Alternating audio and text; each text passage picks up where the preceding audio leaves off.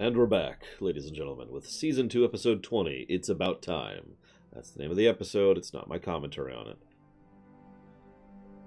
This is the episode in which Twilight receives a vision from the future and then spends a week trying to prep for the terrible disaster from the future, by which she finds out there was no disaster. Stable time loop, we're walking.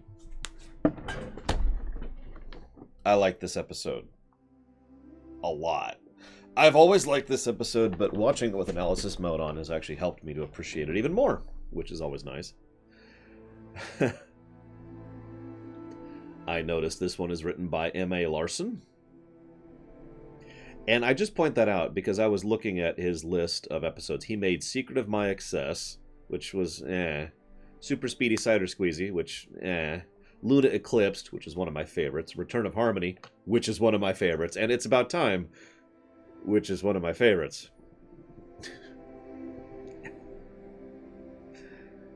Hell of a list there. Him and Amy Keating Rogers so far are my two favorite authors, but let's move on. So, holy crap. I can't believe this. There's a rarity crush in this episode, right at the beginning. It's so brief. It's like one tiny little tittle thing. I made this ice cream house for you, Rarity. So we actually have to increment, the Rarity Crush counter. Holy crap. I figured it'd be forever until we touch that thing again. I mean, you could probably understand why I didn't remember this. It's literally one line, and even then it's not even the focus of the dream, which itself is barely the focus of the cold open. It's like a, whew, and then it's gone kind of a thing. But it still counts, so I jotted it down. So, why is Fluttershy having to carry everything? All the party supplies? Like, didn't she just have the assertiveness thing last episode? Yeah, I know. And it's all set up for the goofy glasses gag. I'm not going to talk about a couple of things yet. I want to save those for last. So I'm just going to kind of go through the episode really quick here. You do notice, by the way, that all of the main six take her seriously pretty much right off the bat. I thought that was kind of neat, actually, since, you know, we already had that. Lesson 0, remember? Where they didn't take her seriously. So. And, of course, she's also been on top of things several times previous. There's also the first episode and Return of Harmony, both of which are times when, you know. So, point being, it makes sense that they would be the ones to immediately listen. Then they do this montage where we got to make everything, you know, nice and smooth and everything needs to work out. And including fixing the dam again, the hydroelectric dam.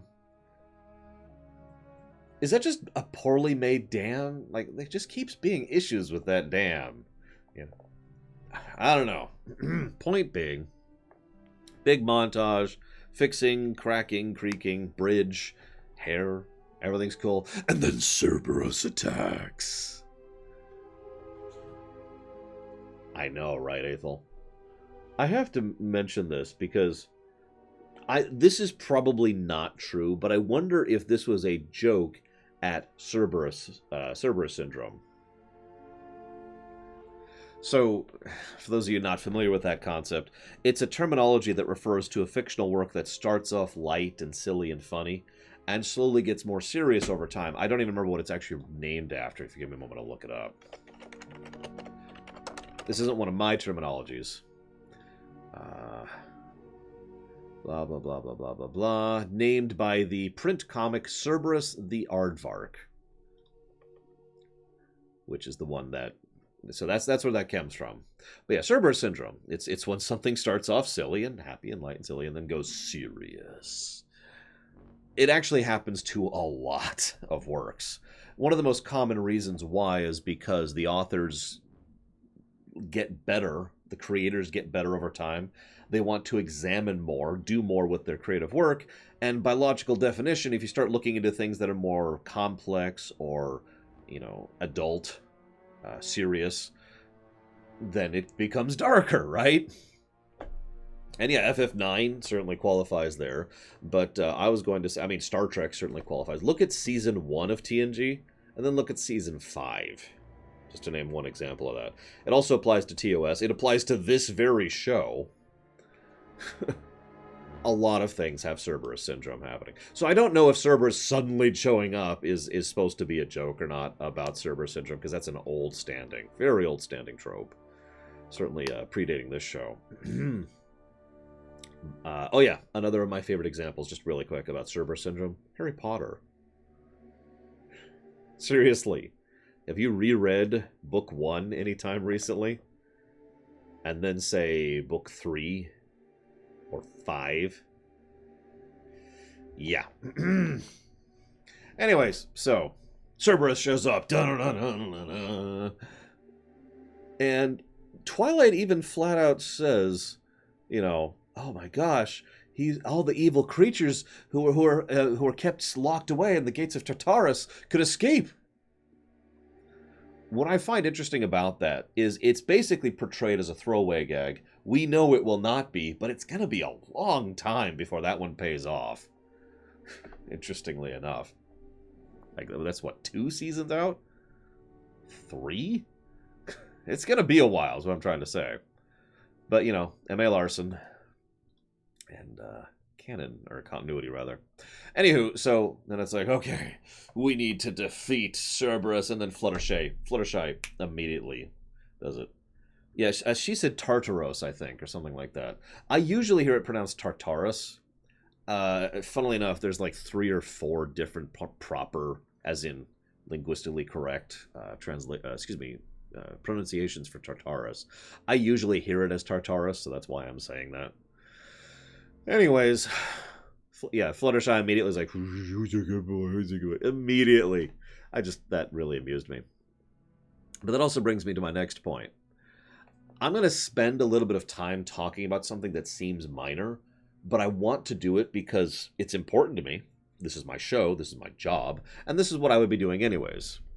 Like, if you were sitting right over there on the floor, because I only have one chair in my house, then we would be talking about this. Hi, SJ. I've been commenting many times about how several of the stupid kid stuff irritates me in My Little Pony. I want to use this episode, this gag, specifically even, as an example of the exact opposite of that. Because what happens is Pinkie Pie says, Twilight says, do you have a ball? And Pinkie Pie says, of course, I have balls stashed all over Ponyville in case of ball emergency. Pulls out a ball, they take care of Tartarus. It's a really quick throwaway gag, but it's smart. Now, I want to explain why a little bit. Because, unlike a lot of previous episodes, which have specifically been aggravating with regards to Pinkie Pie, this is 100% in character while still being a gag. They didn't have to make her stupid or a Looney Tunes character to try and make a joke out of her.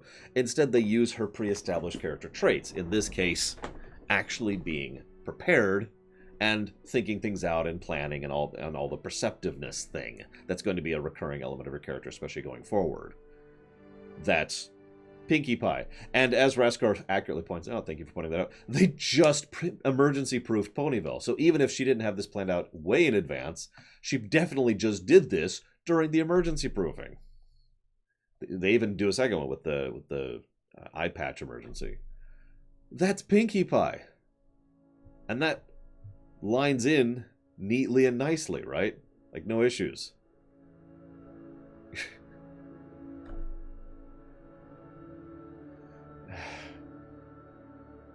Let's see.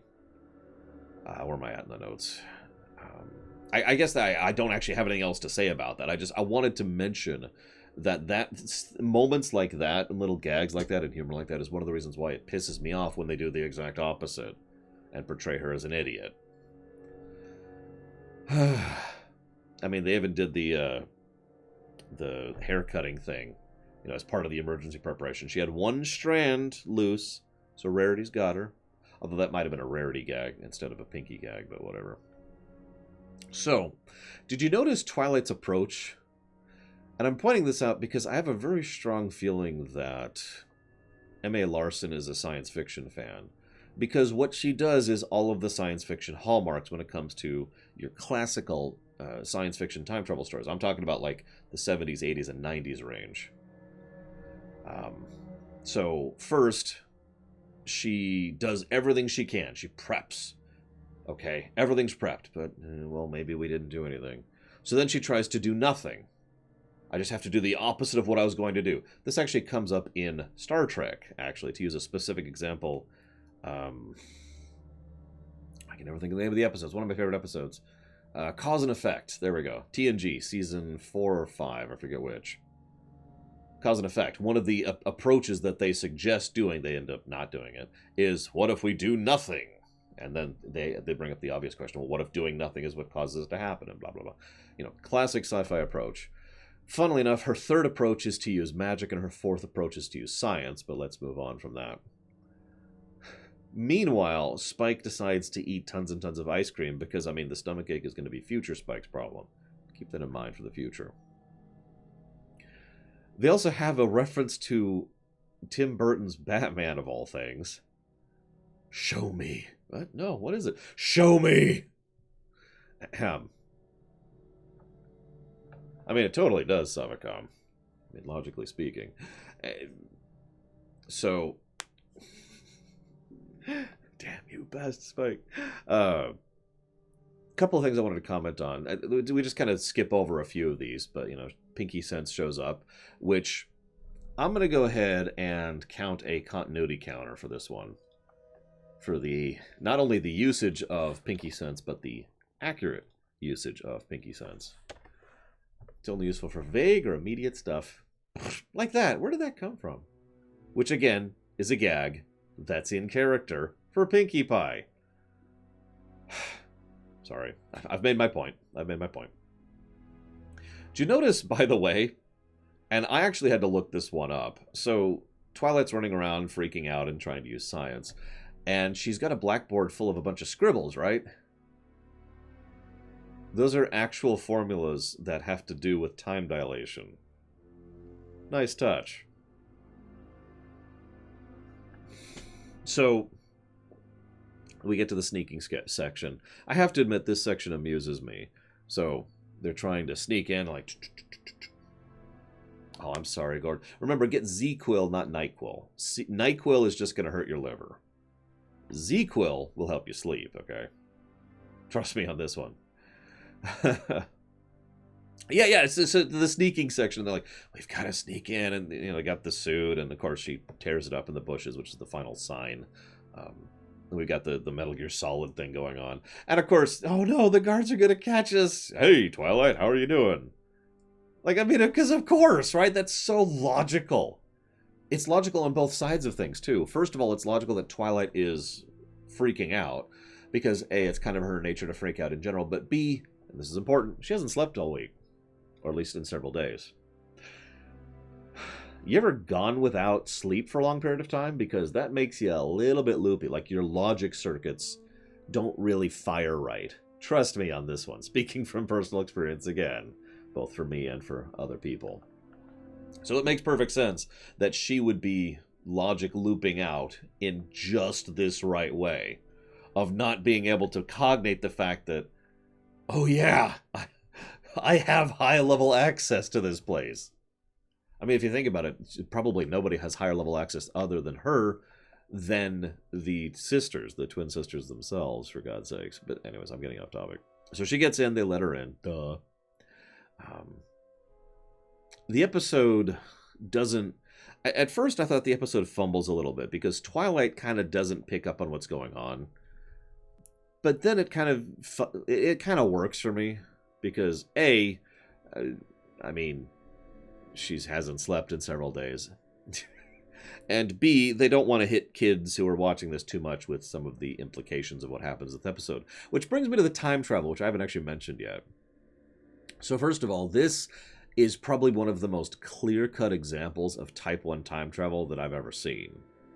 Type 1 time travel, for those of you not aware, is what I refer to as time as a linear line. All that has happened always will happen.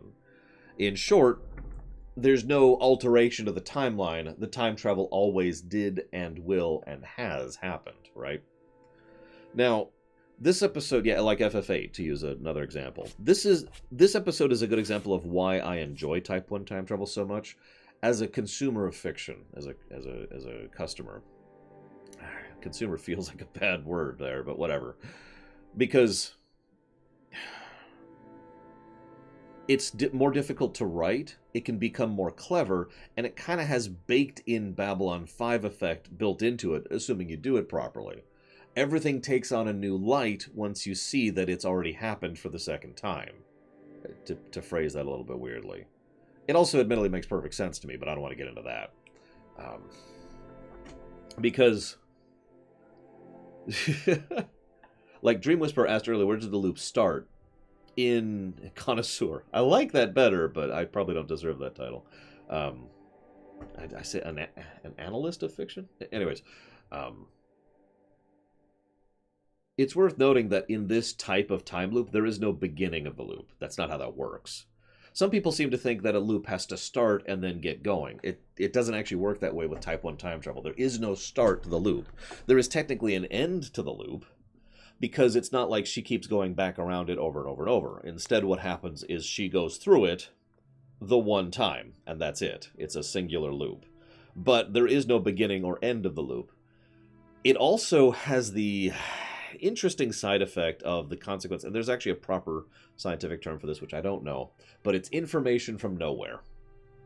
Because she specifically goes, and this episode does use this, it's very quiet about it, but if you're paying attention, she knows to go to the Star Scroll, the Bearded Wing, in order to get the time spell, because she told herself where it was. In other words, that information comes from nowhere. The only reason she knew to go there was because she told herself how to go there. Now, it's always been there. She could have just remembered that. But the point is, that's not what happened.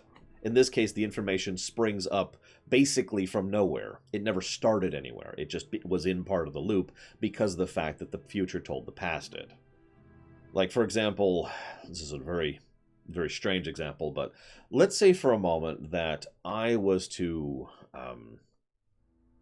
say, okay, in 10 years, I'm going to invent time travel and Q-level powers, okay? Once I do that in 10 years, I'm going to go back to myself now and explain to myself how to make Q-level powers and time travel powers. Future me then shows up, explains it to me, and I develop it over 10 years to go back to explain it to myself. That information comes from nowhere. It never actually is it never is anywhere. It just kind of becomes as a consequence of the loop. Make sense? No, it probably doesn't make sense, but that's okay, because that's the nature of Type 1 time travel. That is a more classical usage of the word paradox, although paradox can be applied to a lot of different things. So, that's neat. So they actually touch on that in this episode. Really quietly, but they do it anyways. I want to share one last thing about this, though, because there's another reason I like Type 1 time travel. So, one of the things that I have heard rather commonly is that people don't like Type 1 time travel because they say it removes freedom of will from the situation, because everything is basically always going to be exactly the same. There's no altering the future because the future is always going to be the same way it always was, right? I don't think of it that way, and I never have. And I know this is borrowing a little bit from the episode Time's Arrow, which I saw last October, which you'll see my ruminations of pretty soon, I think. I think those episodes are going live pretty soon. A couple weeks, I think. The point being, though, the mentality isn't that your fate is set in stone, although that is a valid way to put it. It's more like you're you. You cannot help but be yourself. And thus, when you are at the point in which time is altered or changed, or rather not altered, when you're at the point at which you are in the future, you are going to make the decisions that you are going to make because you're you. Your choice still matters. Your opinion, your perspective, your mentality still matters because you are still you. Now, I know I'm explaining this badly, but let me use the episode as a parallel here. The first time around, Twilight is wigging out about future Twilight and just geeking out about it because she's Twilight.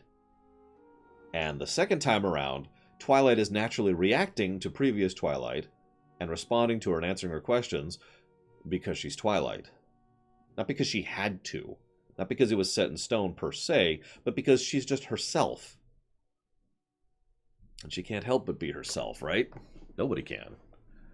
And I think that's one of the things that I enjoy about that type of thing. But anyways, There's also an interesting, just to continue praising the hell out of this episode. This episode has two Aesops, and I enjoy both of them. Aesop number one, don't worry too much about the future.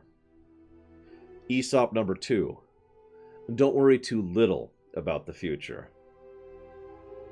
The first with Twilight, the second with Spike. I think that's a very good lesson, personally, and is extremely applicable to real life. To care not at all about the future, to be completely reckless or lazy or, it'll be tomorrow's problem, that can lead to issues. In fact, that can lead to very, very bad issues. And to care too much, to try and over-prepare, to over-panic, to spend too much time fretting or franticing can also lead to serious issues.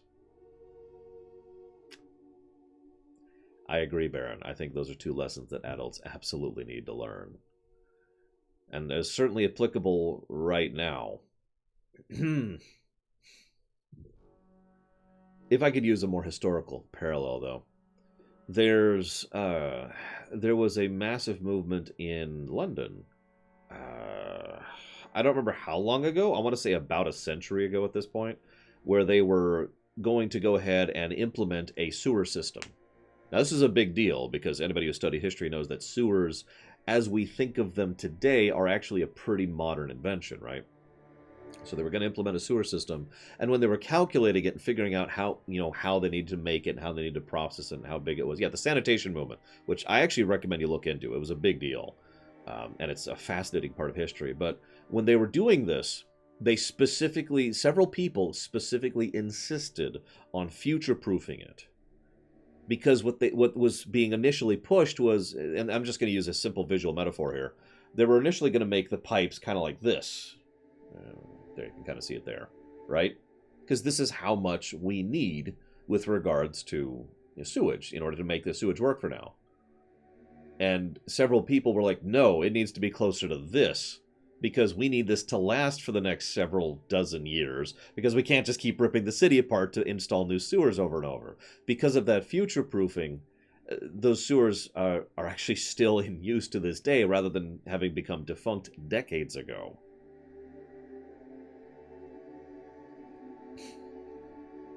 So that would be the Spike lesson of the day.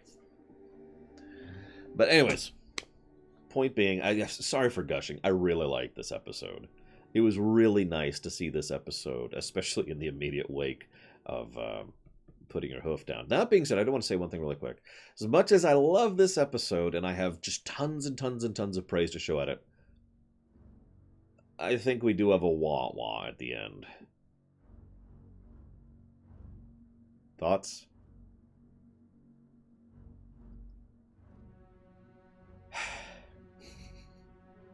Damn it, Larson. You tripped at the finish line.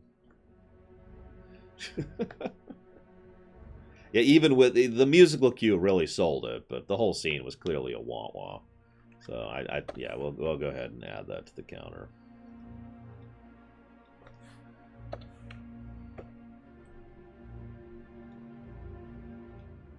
Yes and no, Cord. I mean, I've actually studied the build-up to World War I several times in my life, and my God, that is not one thing or 15 things. That is 50 things. Yeah, I noticed that, Baron. Sadly, I was thinking, God, there's so much continuity in this episode, but that's not the first time I've thought that about an episode that that isn't continuity at the time. Several of the events of this episode and previous episodes will be referenced in the future, but we're not there yet. So, we'll see. That is all I got. So, I think I'm going to go ahead and... okay, Dream Whisperer brings up a good point. So, at the beginning, when the Terminator time portal is showing up, haha, by the way, lots of books and papers are being shoved all over the place. Does that count as a knocking the books off the shelves moment? What do you guys think? Honestly, it didn't even occur to me, obviously, until Dream Whisperer brought it up, but it is a valid point.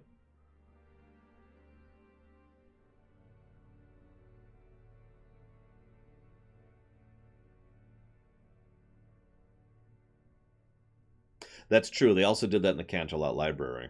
That's even more valid. So between the two of those, we might actually add up to 1 books knocked off the shelf counter.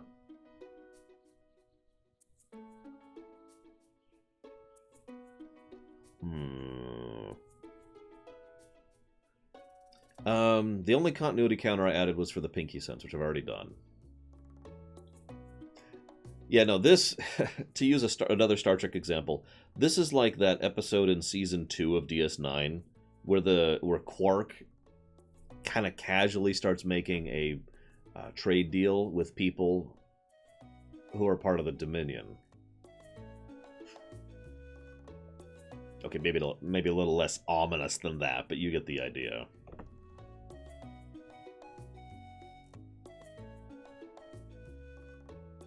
I'm sure that's on purpose, at least at some point, Imperial Star Destroyer. We'll go ahead and put it up. We'll put it up. Between the library and her library, I guess it's 2 libraries. Between the Star Swirl, the Bearded Library, and Twilight's Library, we'll go ahead and call that. Ugh. Okay. Now, I will chop off the local recording.